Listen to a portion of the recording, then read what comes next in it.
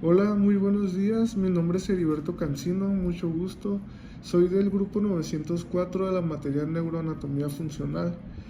El tema de hoy va a ser el tálamo. Lo que vamos a ver más adelante va a ser un poco de lo que viene siendo pues la anatomía del tálamo, los núcleos que lo conforman y las funciones de dichos núcleos. El tálamo es una parte del sistema nervioso central.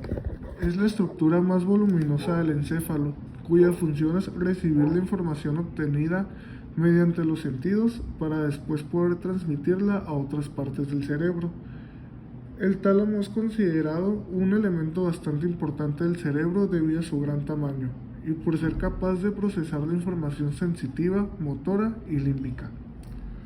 Todo esto lo hace por medio de sus núcleos. Estos núcleos tienen la labor de recibir diferentes aferencias para después proyectarlas a la corteza cerebral. El tálamo es una gran estructura ovoide de la parte dorsal del encéfalo.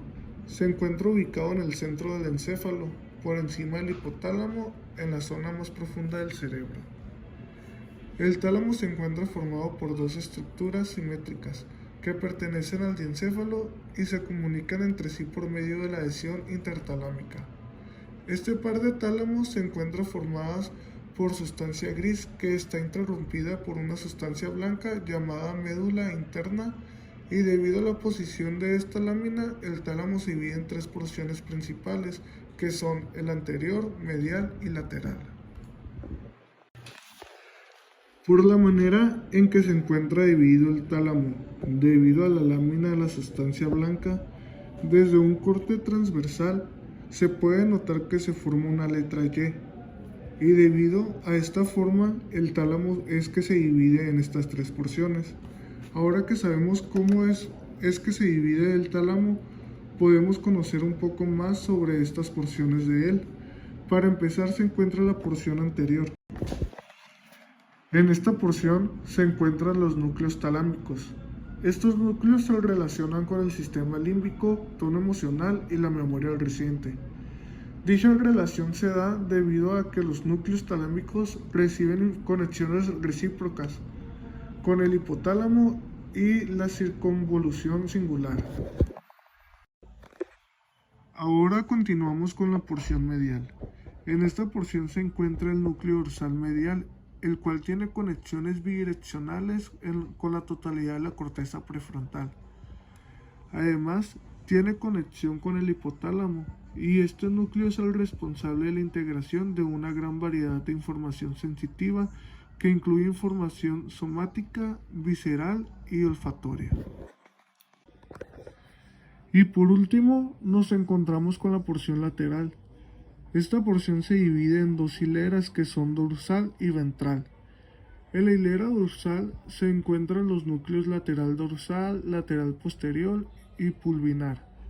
La hilera ventral se divide en dos partes. La primera es el núcleo ventral anterior, que está conectado con la formación reticular, sustancia negra, cuerpo estriado, corteza premotora y otros núcleos talámicos. La última parte es el núcleo ventral lateral. Este tiene conexiones similares al núcleo anterior, pero este posee aferencias desde el cerebro y desde el núcleo rojo. Ahora conoceremos las relaciones que el tálamo tiene con otros sistemas. En la parte medial, ambas partes del tálamo se encuentran separados por el tercer ventrículo. Lateralmente, se encuentra una separación entre los núcleos lenticulares y el tálamo por medio de la cápsula interna. La relación superior del tálamo nos encontramos con el fornix, los ventrículos laterales y el núcleo caudado.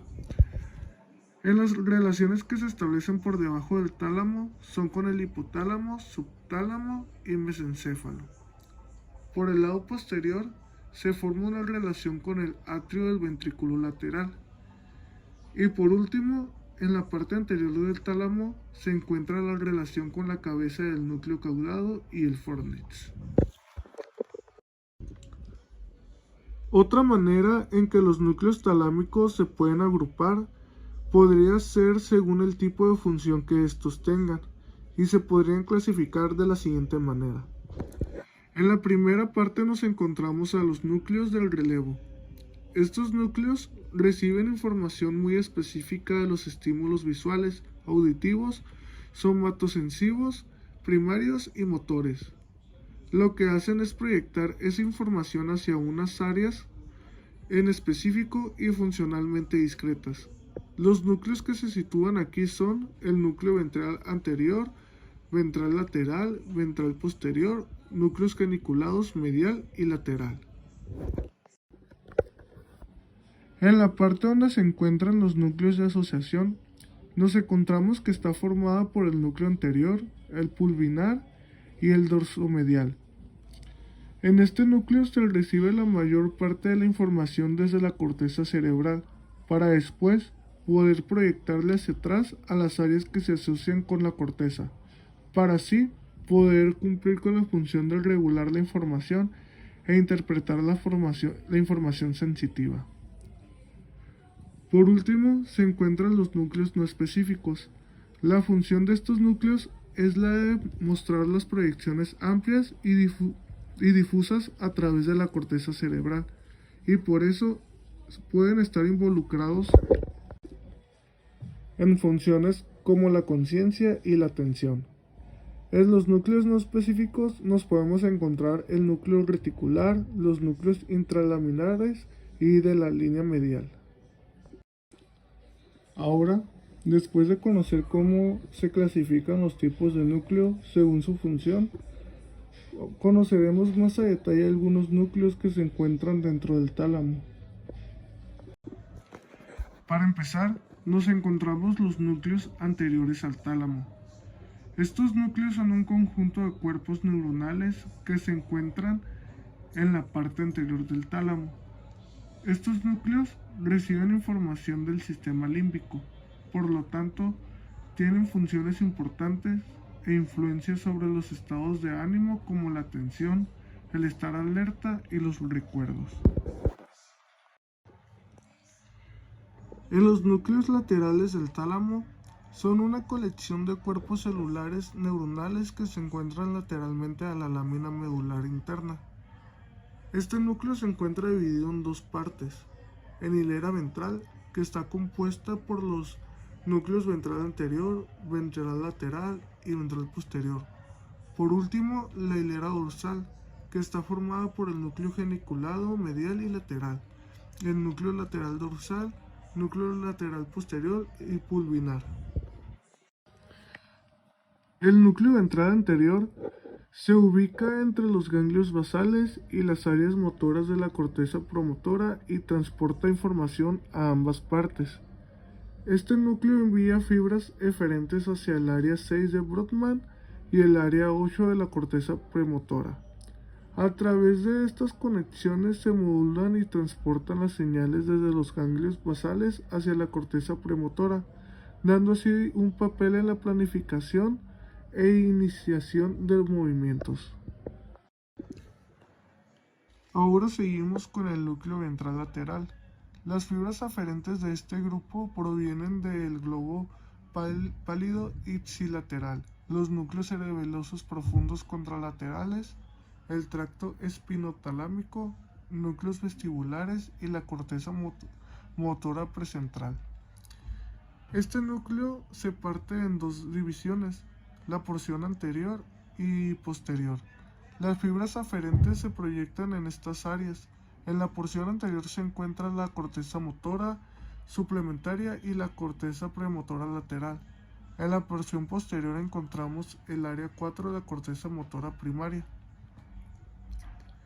El núcleo ventral lateral se encuentra activo durante los movimientos tanto activos como pasivos de la parte contralateral del cuerpo. También tiene un papel en la retroalimentación motora desde el cerebro hacia la corteza cerebral.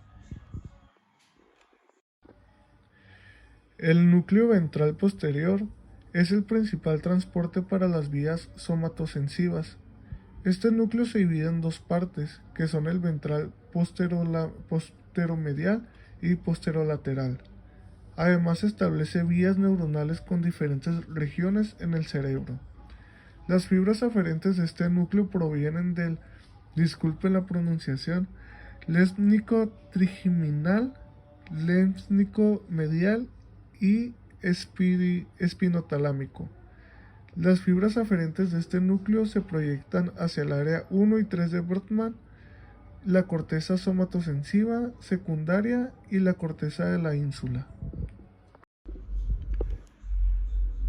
El núcleo geniculado medial representa la estación del relevo talámica de la vía auditiva.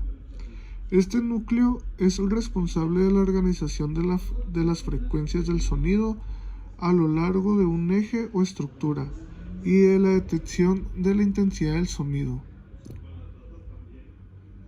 Las fibras aferentes de este núcleo provienen del núcleo central del colículo inferior ipsilateral y contralateral, el núcleo pericentral del colículo inferior, los núcleos de las vías auditivas del tronco encefálico, el núcleo reticular del tálamo y los colículos inferior y superior. Mientras las fibras eferentes viajan hacia las áreas de la corteza auditiva primaria, las áreas auditivas de la corteza y los campos corticales insulares y operculares. Este núcleo se encuentra ubicado dentro del cuerpo geniculado lateral y representa la estación de relevo talámica de la vía visual. Este núcleo consta de 6 a 8 láminas, las cuales reciben aferencias desde el tracto óptico y transporta la información visual desde la capa de células ganglionares de la retina en ambos ojos. Este núcleo cuenta con fibras aferentes que provienen de la hemorretina nasal contralateral y la hemorretina temporal ipsilateral, contando con sus eferencias que viaja hacia el área 17 de la corteza visual primaria y a las áreas visuales extraídas en el lóbulo occipital. El núcleo lateral dorsal se encuentra ubicado en la bifurcación de la lámina medular interna, contando con aferencias del pectum y el colículo superior. Además, tiene conexiones recíprocas con el giro singular, giro parahipocampal, la corteza parietal y el presubículo del hipocampo. En el núcleo lateral posterior, este recibe fibras aferentes del colículo superior y tiene conexiones recíprocas con el lóbulo parental superior. También tiene conexión con el lóbulo parental inferior, el giro singular y la corteza parahipocampal medial. El pulvinar recibe estímulos de los núcleos de la vía visual. La función exacta es desconocida, pero debido a sus conexiones, se le ha sugerido un rol en la modulación de funciones como la percepción, cognición y memoria, relacionadas con la visión. Este núcleo cuenta con fibras aferentes que derivan del colículo superior y la retina. Además, proyecta sus propias fibras eferentes hacia el núcleo pulvinar medial, lateral e inferior. Los núcleos talámicos mediales son grupos de cuerpos neuronales que se encuentran ubicados en la parte medial de la lámina medular interna y lateral de los núcleos de la línea medial del tálamo. El núcleo dorsal medial se divide en dos porciones. La primera porción se le conoce como el magnocelular medial. Este recibe estímulos olfatorios de la corteza piriforme y áreas olfatorias adyacentes. Además, establece conexiones recíprocas con la corteza prefrontal anterior y medial, principalmente hacia las áreas olfatorias en la cara orbitaria del lóbulo frontal. La segunda porción se llama parvocelular lateral. Establece conexiones recíprocas con la corteza prefrontal dorsolateral y dorsomedial, con el giro singular anterior y el área motora suplementaria. Los núcleos intralaminares son un grupo de células nerviosas que se encuentran dentro de la lámina medular interna. Juegan un papel en la activación de la corteza desde la formación reticular del tronco encefálico y se involucran con la integración sensitiva y motora. También parece que estos núcleos intralaminares son importantes en el habla y la motivación. El grupo anterior se divide en tres partes denominadas como núcleo central medial, paracentral y central lateral. Cada una de estas partes tiene con sus conexiones recíprocas hacia otras áreas. En los núcleos central medial se conecta con la corteza orbitofrontal, prefrontal y la corteza de la cara medial. Además proyecta fibras eferentes hacia estas áreas. En la parte paracentral establece conexión con las cortezas occipitotemporal y prefrontal.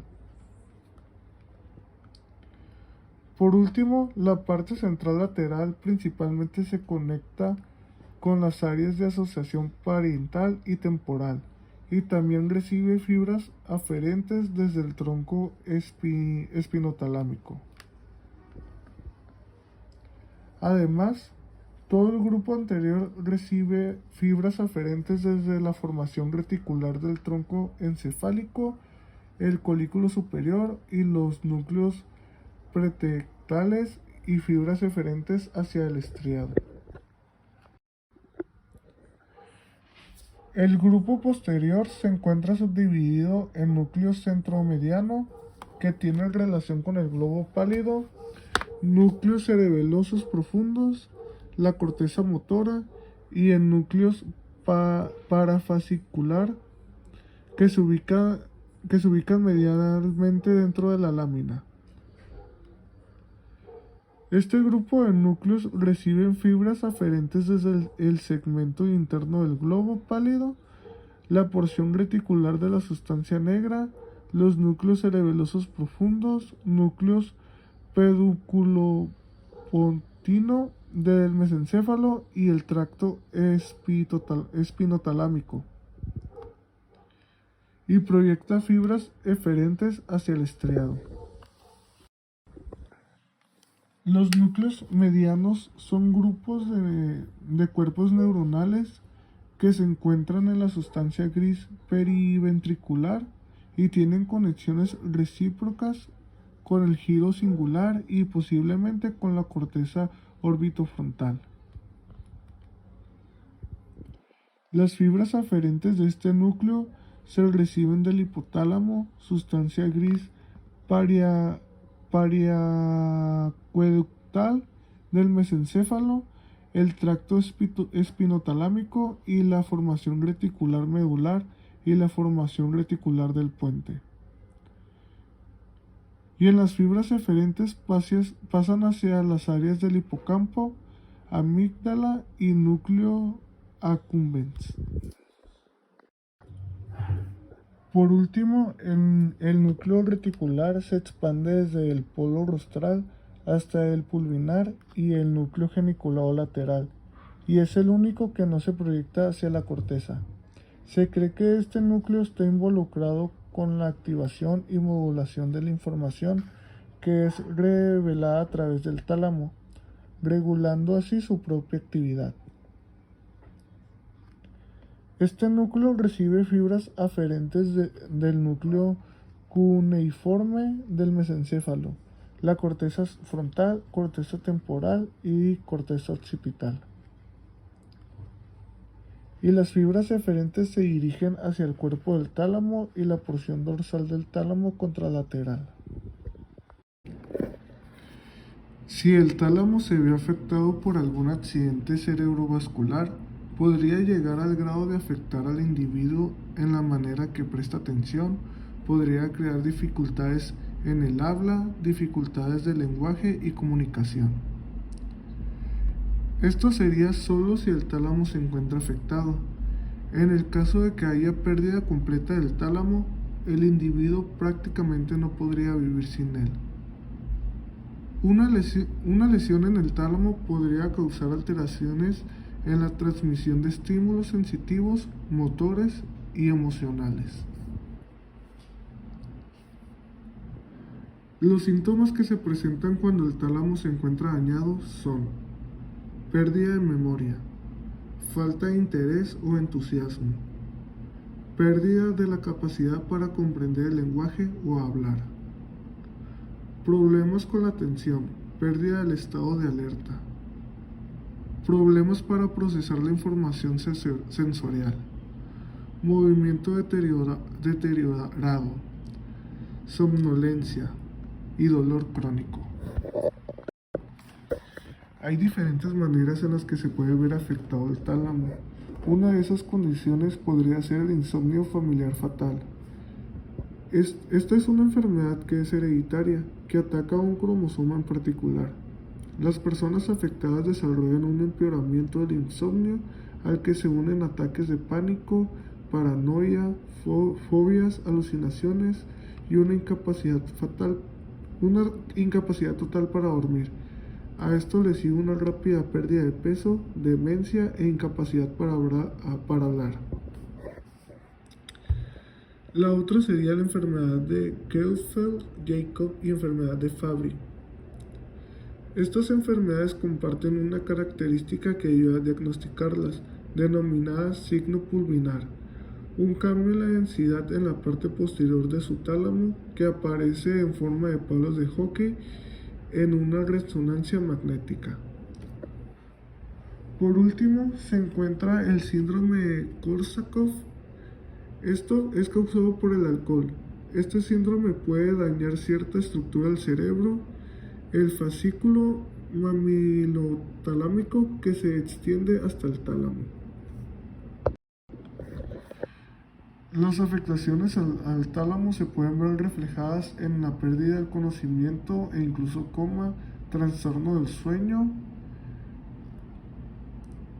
afasia talámica, que son palabras confusas o hablar sin sentido, trastornos del movimiento, incluidos los temblores, síndromes del dolor y problemas de visión.